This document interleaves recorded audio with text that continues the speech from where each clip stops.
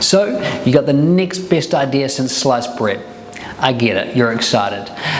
I'm going to give you some tips around how you should actually establish a brand for a new lean startup so you can maximize success without trying to break the bank. We've dealt with so many over the years, we know they run on the smell of an oily rag, so I'm trying to help you as to how you can get this startup off the ground before you should come back in a year or two once you have some cash flow and actually formalize and develop some of these brand concepts. And that's what we've seen and what we do with some of our clients. So here's some tips around what you should do for your lean startup.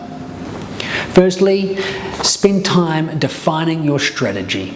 Understand what you're trying to do, how you're trying to do it, what marketplaces you're operating in, who your audience are, what are the goals and missions and objectives of the organization, and make sure you've got that really honed in and your business plan honed down to give you clarity about where the business and brand and the decisions you need to make related to it should go. Next up, do your research. Make sure you understand the competitive marketplace. Make sure you know who the competition are, how they're positioned in the marketplace, how they claim to be unique, what messages they're putting out in the marketplace as well. Therefore, you can know how you can differentiate. Also understand and research your target market, target audience, your consumer. Know what they want from this sector and also how you're going to differentiate and deliver upon their needs with your product or service. Next up, define your what, how, why. And there's a video recently that we did around what that is and how you can define it. But those three simple words help distill down, define, and give clarity internally and therefore externally to your brand and startup. Next up, if you're thinking of a name, make sure you're not plucking it out of thin air. Again, we've just done a video about how to name your business, but make sure it is based on a strategy-led approach.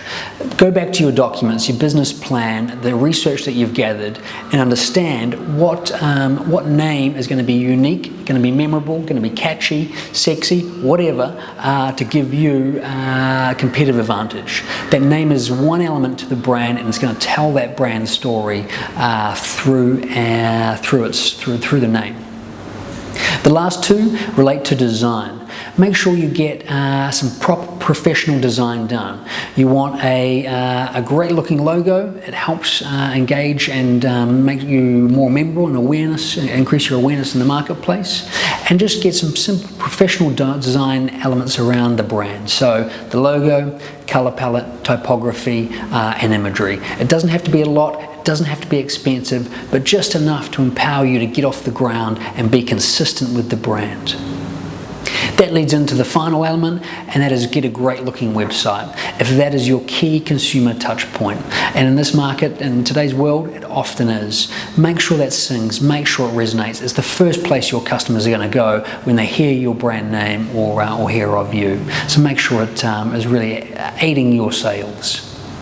So those few points are what I define as the key elements to getting your lean startup off the ground. You can do most of them yourself, start thinking about it and get some simple design done, and then come back to somebody in a couple of years' time to really get a proper brand and consolidated brand to help elevate you to the next stage once you've got that cash flow.